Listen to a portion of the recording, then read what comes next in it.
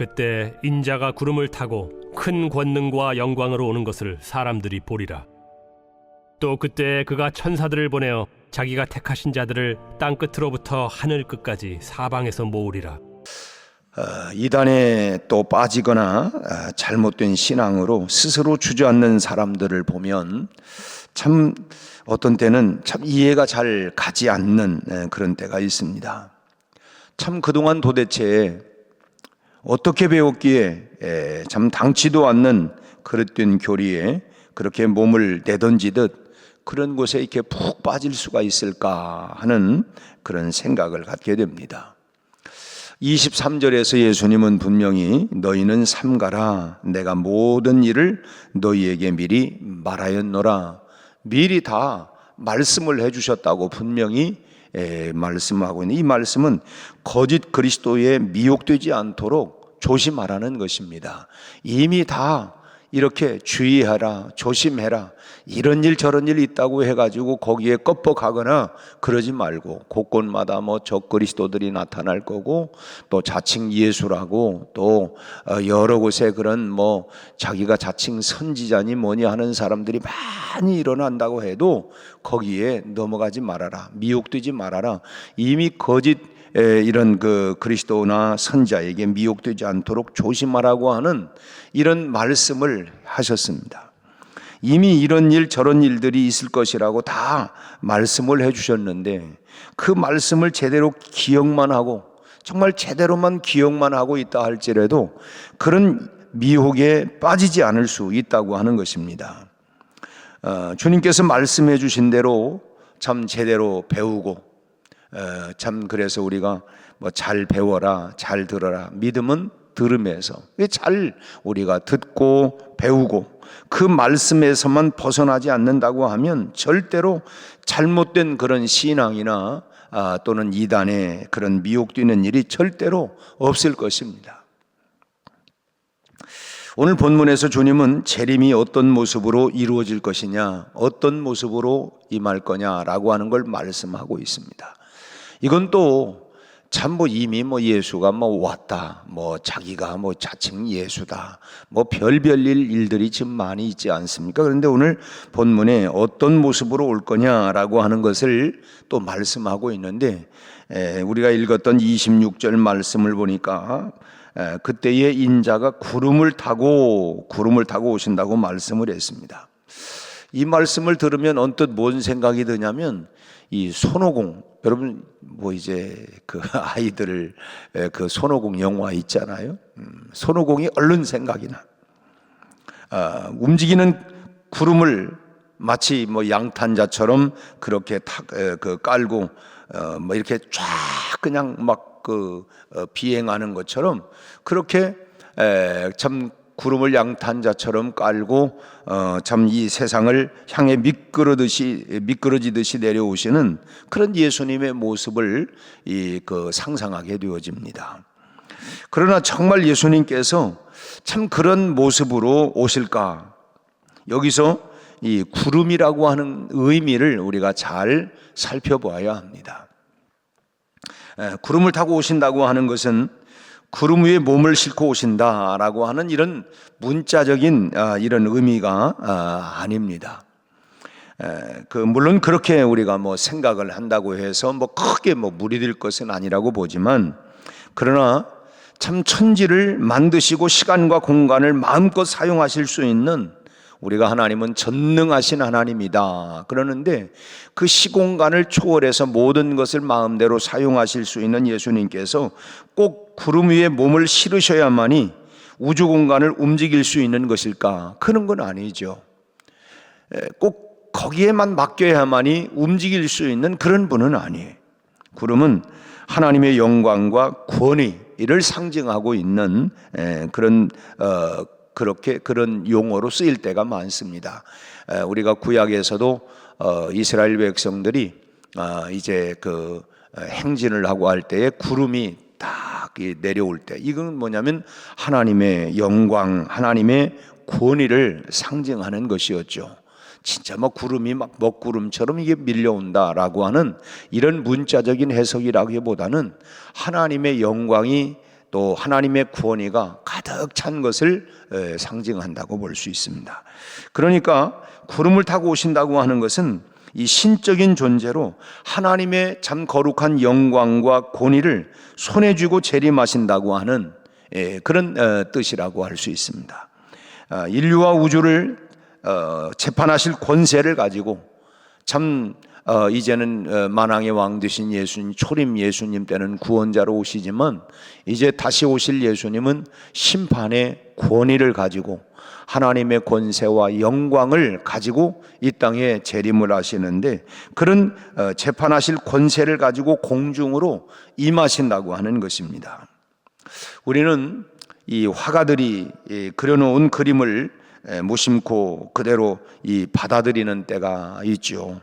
예수님이 재림하시는 장면도 화가들이 상상으로 여러 가지 이렇게 그려놓고, 또 예수님이 승천하시는 모습도 이렇게 쫙 그런 이제 그림을 보면 우리가 그런 상상들을 좀 해봅니다. 예수님이 이런 구름을 타고 이런 모습으로, 또 예수님이 승천하실 때에 이런 모습으로 화가들이 그려놓은 그런 상상으로 그려놓은 그런 모습들을 우리가 이제 그렇게 많이 생각이 되어지고 그럴 것이라고 이렇게 생각하고 이제 받아들이는 경우가 많습니다.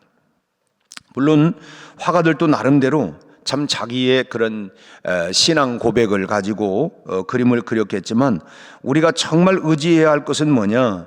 화가들의 그림이 아니라 결국 뭐냐? 하나님의 말씀이라고 하는 것입니다. 우리 신앙의 모든 기초와 기준은 뭐냐면 하나님의 말씀이에요. 그래서 우리가 어떤 사실 이제 동방 교회들은 이콘이라고 그래서 그들은 그림을 성화로, 그래서 이 말씀처럼 절대적인 권위로 그들은 생각을 하고 있습니다. 그래서 여러분들이 이제 유럽에 이렇게 또는 이렇게 여행을 하다 보면 그 교회 안에 이 성화들이 많이 있잖아요. 그들은 그 성화를 하여튼 하나의 신적 권위처럼 생각을 합니다. 그 이콘이라. 그래서 우리는 이제 그런 것들을 이제 서방 교회들은 그건 아니다 해가지고 이제 갈라졌던 중요한 원인들 중에 하나가 바로 이제 성화를 너무 그렇게. 그래서 이제 한국 교회에서도 초창기 때는 예수님 성화를 그려놓기도 하고 했지만 지금은 이제 그런 것들이 거의 없어졌죠. 네, 그리고 대부분 우리도 이제 서방 교회의 영향으로 이제 말씀 중심으로 우리 교회는 결국 하나님의 말씀이 가장 최우선이다. 그래서 이제 교회 안에도 십자가 밑에 이렇게 이제 성경책을 이렇게 펴놓기도 하고 그러면서 우리는 말씀 중심의 교회다. 이렇게 이제 표현하는 그런 고백하는 신앙이죠. 아무튼 우리가 그런 화가들의 그림도 우리가 참고도 하고 참 중요하지만 그들 나름대로 성경적인 고전을 가지고 또 나름대로 기도하면서 그렸겠지만, 그럼에도 불구하고 우리가 가장 중요하게 여겨야 할 건 뭐냐? 바로 그림보다 하나님의 말씀이라고 하는 것입니다. 사도 바울은 우리가 들림받는 장면을 데살로니가전서 4장 7절의 말씀을 보면 이렇게 기록하고 있죠. 그 후에 우리 살아남은 자들도 그들과 함께 구름 속으로 끌어올려 공중에서 주를 영접하게 하시리니 라고 그랬습니다. 구름 위에서 만나는 것이 아니고 구름 속으로 끌어올려져서 공중에서 주님을 영접하게 한다고 하는 것입니다. 그러니까 여기서 구름으로 들어간다고 하는 것은 이 세계, 오늘 우리가 살고 있는 시공간의 제약을 받고 있는 이 세계와는 전혀 다른 차원의 세계 속으로 들어간다라고 하는 뜻이고, 또 이 공중이라고 하는 장소는 이 구름 위라기보다는 주님을 영접하기 위해서 준비된 제3의 장소를 의미한다고 할 수 있습니다. 그렇게 우리는 들려 올려져서 놀랍도록 신비한 곳에서 주님을 만나게 될 것이라고 하는 것입니다. 이게 우리는 그 장소를 우리가 이렇다 저렇다 말할 수는 없어요. 그러나 우리가 요한계시록에 보면, 그래서 사도 요한도 이제 참 새하늘과 새 땅, 소위 천국에 대한 환상을 보고 이 땅의 언어로 다 표현할 수 있는 최대 언어로, 그래서 뭐 그곳에 홍보석, 녹보석 등 보석으로 깔려 있는 그런 것들을 다 말씀을 하고 있습니다만은, 그렇게 참 이 땅의 언어로 다 표현할 수는 없는데, 하여튼 이 땅의 언어를 가지고 그 천국의 모습들을 그런 환상 가운데 보았던 그것을 그려놓고 있는 것이 바로 요한계시록 아니겠습니까? 그렇게 우리가 이제 순식간에 이제 들려 올려져서 신비한 곳에서 우리가 주님을 만나게 된다라고 하는 것입니다. 그 다음에 계속 26절에 보면, 그때 인자가 구름을 타고 큰 권능과 영광으로 오는 것을, 그 다음에 뭐예요? 사람들이 보리라. 모든 사람들이 볼 수 있도록 오신다고 말씀을 하고 있어요. 뭐 자기 혼자 비밀리에 갑자기가 아니라 모든 사람이 보도록. 사도행전 2장에서도 예수님이 승천하시면서 갈릴리 사람들아 어찌하여 너희가 쳐다만 보고 있느냐, 너희가 올리움을 본 그대로 내가 다시 온다. 그러니까 모든 사람들이 볼 수 있도록 그렇게 오신다고 말씀을 해요. 여러분, 지구는 둥그런 원형이잖아요. 근데 우리가 생각을 해보면, 지금 그렇다고 하면 지구 정반대편에 있는 사람들은 지금 어떻게 되겠어요? 지구가 이게 돌아가요? 이게 돌아갈 때 우리는 지금 위에 있으니까, 위에 있으면 이렇게 서 있지만, 이게 돌아가 가지고 밑에 있으면 어떻게 돼요? 매달려 있는 거잖아요. 어젠가도 말씀드렸지만, 우리는 이 중력 때문에 우리가 모든 물체는 이 땅으로 이렇게 떨어지죠. 그 중력 때문에 그렇습니다. 끌어당기는 힘 때문에 우리가 이렇게 지금 어떻게 보면 매달려 있는 것 같아도 이 중력에 의해서 우리가 이렇게 하는 거잖아요. 그리고 어쨌든 이 지구 반대편에 있는 사람들은 그러고 보면 이 매달려 있는 것처럼 보일 수가 있는 거 아니겠어요? 이렇게 생각을 하면 지금 예수님의 말씀이 잘 이해가 되지 않습니다. 아무리 멀리 볼 수 있는 이 망원경이 있다 할지라도 저 지구 반대편에 있는 사람은 우리가 볼 수가 없는 거잖아요. 더군다나 지형들이 전체적으로는 원형이라고는 하지만 산도 있고 뭣도 있고, 더군다나 이 지구 반대편에 있는 사람은 우리가 결국은 이 지구의 이 두께만큼 이렇게 서로가 서로에게 가려져 있기 때문에 우리가 볼 수가 없어요. 그런데 어떻게 예수님은 모든 사람들이 볼 수 있도록 오신다고 말씀을 할까? 이것은 새로운 질서가 시작되고 있다고 하는 것을 그렇게 의미하는 그런 말씀입니다. 이전까지 우리를 가두어 두었던, 소위 말하면 우리는 다 시간과 공간의 제약을 받잖아요. 여기 있기 때문에 예수님이 부활 승천하시고 나서 마가의 다락방에 그 제자들이 모여서 기도할 때에 예수님이 시공간을 뛰어넘어서 그 안에 같이 들어왔어요.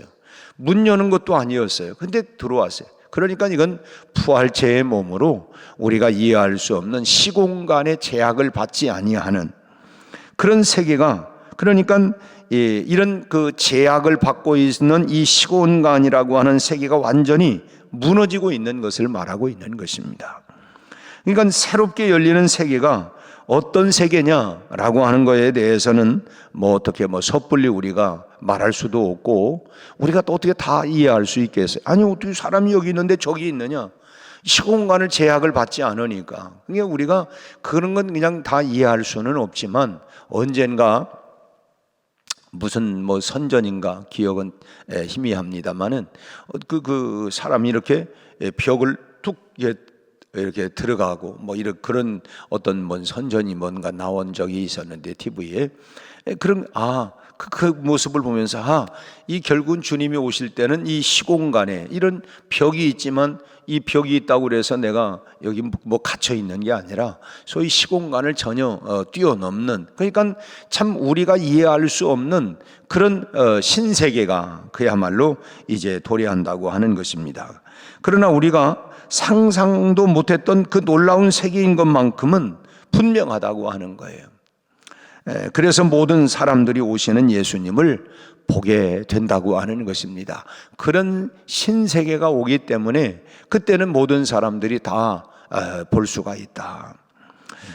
여러분, 예수님을 보면서 들림받을 사람들은 그때 어떻게 되겠어요? 두 사람이 함께 잠을 자다가, 두 사람이 함께 맷돌 갈다가, 한 사람은 들림을 받고 한 사람은 그냥 그대로 노임을 받게 되고 그런다고 그랬는데, 참 어쨌든 예수님이 이제 그 재림하실 때에 참 들림을 받는 사람들이야말로 참 큰 기쁨을 감추지 못하지 않겠습니까? 참 할렐루야, 정말 드디어 우리가 들림을 받는구나. 큰 기쁨을 감추지 못할 것이고, 심판으로 떨어질 사람들은 슬피 울며 이를 갈고 두려움 속에 빠져드는 그야말로 이 진풍경과 같은 일들이 이제 연출이 될 것입니다. 그렇잖아요. 이제 양과 염소가 갈라지는 것처럼, 알곡과 쭉정이가 결국은 갈라지는 것처럼 그때 들림받는 사람과 그대로 있는 사람들, 결국 이런 것들이 진풍경이 연출이 돼요. 언젠가 어떤 책에 그런 것이 있는데, 이제 이제 마지막 때에 대한 것들을 이제 이렇게 이제 소설처럼 써는 그런 책이었는데, 그때 예수님이 다 예를 들면 자동차를 몰고 가고 또는 비행기를 타고 가다가 이제 조종사가 만약에 들림을 받았다, 그러면 이 조종관을 갑자기 잡지를 못하잖아요. 그러면 이 무한 비행 사고처럼 이 비행기가 어떻게 사고 날는지, 또 갑자기 들림을 받으니까, 그리고 아침 뉴스를 들었는데 갑자기 사람이 없어졌다, 아니 분명히 옆에 같이 자고 있었는데 없어졌다 해가지고 여기저기에서 막 신고가 들어오고 그런 소동이 벌어지면 그 뉴스를 보고 있는 사람은 지금 들림받지 못한 사람이다, 이런 얘기를 쓰는 그런 소설이에요. 참 소설 같은 이야기지만 성경적으로 보면 결국은 들림받은 사람과 들림받지 못한 사람, 결국 정말 이 기쁨과 영광 가운데 들어가는 사람이 있는가 하면 슬피 울면서 참 이렇게 그 이를 갈며 있는 그런 사람들이 연출이 될 거라고 하는 것입니다. 이 순식간에 이 갈림이 영혼을 갈라놓는 순간이에요. 순식간에. 그리고 그러면은 그것을 예비할 수 있는 그 시간은 언제냐? 바로 그때까지 뿐이라고 하는 것입니다. 그 전까지. 그래서 그 시간이 그럼 언제냐? 오늘일 수 있을지도 모르잖아요. 주님이 언제 오실지를 모르고. 그래서 그 준비할 수 있는 기간이, 또는 오늘 우리 자신도 개인의 종말로 얘기한다고 하면, 오늘 이제 우리가 그 공동체 성경 읽기가 이제 47장, 8장, 야곱이 마지막 이제 숨을 거두면서 자기 아들들, 12아들들을 다 축복하는 장면을 얘기하면서, 그러면서 자기 마지막 이제 유언을 하면서, 우리 조상에게로 내가 가는데 내 조상이 있는 곳에 우리 할아버지 아브라함이 막벨라 굴을 잘 준비했고, 거기에 그 아브라함과 그 아브라함의 아내 사라가 그곳에 장사가 되었고, 또 이삭과 그리고 자기 어머니 리브가가 그곳에 됐고, 그리고 자기도 아내가 들어갔고 나도 그곳에 장례를 치러달라, 이렇게 12아들들에게 마지막 축복을 하고 유언을 하고 숨을 거둡니다. 그리고 이제 내일 우리가 읽을 49장 50장은 이제 요셉의 마지막, 그리고 숨을 거두는 그런 장면인데, 아무튼 참 이 마지막 내 개인의 종말도 언제 있는지 우리는 아무도 알 수가 없잖아요. 그러니까 내가 준비할 수 있는 시간은 바로 오늘, 지금까지. 그래서 우리가 늘 깨어서 기도하고 늘 기쁘게 살아가리, 하루하루를 우리가 에녹과 같이 주님과 늘 동행하면서 한 걸음 한 걸음 참 주님과 함께 매일매일을 동행하는 것입니다. 물론 우리가 때로는 힘들고 어려운 부분이 있지만, 그러나 우리가 천성을 향해 가는 성도들아, 앞길의 장애를 두려워하지 말고 우리가 오직 믿음으로 나아가는 거예요. 여러분, 오시는 주님과 또 종말에 대해서 우리가 꼭 필요한 것들은 주님께서 이미 다 말씀해 주셨습니다. 뭐 그 위에 다른 뭐 참고도서가 필요한 게 아니고 이미 주님께서 다 말씀을 해 주셨다고 하는 거예요. 그 말씀을 따라서만 우리가 가게 되어지면 절대로 뭐 곁길로 나갈 일도 없고 또 뭐 그야말로 우리가 그릇될 염려도 전혀 없는 것입니다. 불안해야 할 염려도 불안해야 할 것도 전혀 없습니다. 이 말씀대로만 그대로 믿고 따라가면 되는 것입니다. 오직 말씀을 따라서 우리가 참 그렇게 나갈 때에 참 주님께서 우리의 길을 다 예비하고 오늘도 우리가 좌로 우러나 치우치지 아니하고 주의 말씀을 따라서 삼가 우리가 참 따라가는 그런 믿음의 삶이 다 되시기를 주님의 이름으로 축원합니다. 기도하겠습니다. 하나님 아버지, 이 땅에서 우리가 살아야 할 그리고 소망하고 또 우리가 하나님 장차가야 할 하나님의 나라, 이 모든 것에 대해서 상세하게 주님은 우리에게 말씀해 주셨습니다. 우리 아버지 하나님, 이 말씀에 더하거나 빼지 아니하고 그대로 이 말씀대로 우리가 믿고 따라가게 하여 주옵시고, 오늘 또 하나님 주의 말씀을 따라서 주님과 동행하는 우리 성도들의 한 걸음 한 걸음을 주님 인도하여 주시옵시고, 좌로나 우로나 치우치지 아니하게 하시고 곳곳마다 우리를 미혹하는 미혹의 영들, 어둠의 영들, 악한 하나님이여 사단들의 역사들이 우리 아버지 하나님 끊임없이 일어나고 있지만 우리가 주님의 약속의 말씀, 기록된 말씀을 따라 우리 하나님 잘 흔들림 없이 나가게 하여 주시옵시고, 주님이 언제 오신지라도 우리가 잘 준비하고 예비하고 있어서 참으로 마라나타의 신앙으로 아멘 주 예수여 참으로 어서 오시옵소서, 깨어있는 슬기로운 다섯 처녀와 같이 준비되고 예비된 신부의 삶으로 살아갈 수 있도록 주여 늘 깨어있는 우리 성도들의 삶이 되게 해 주옵소서. 금년 한 해도 아버지 하나님 주님과 동행하며 하나님 주님을 더 가까이, 하나님이여 주님을 친밀하게 날마다 만나는 그런 한 해가 되게 하여 주옵시고, 우리 아버지 하나님 참으로 우리가 오직 예수로 오직 감사하며 이 한 해도 하나님 믿음으로 거뜬하게 살아낼 수 있도록 은혜를 더하여 주옵소서. 낙심한 자들 새 힘을 주시고 용기를 주시고, 오늘 또 나와 함께 임마누엘 해주시는 주님을 붙잡고 하나님 여호와 니시의 신앙으로 하나님이여 승리하는 우리 성도들의 삶이 되게 해 주옵소서.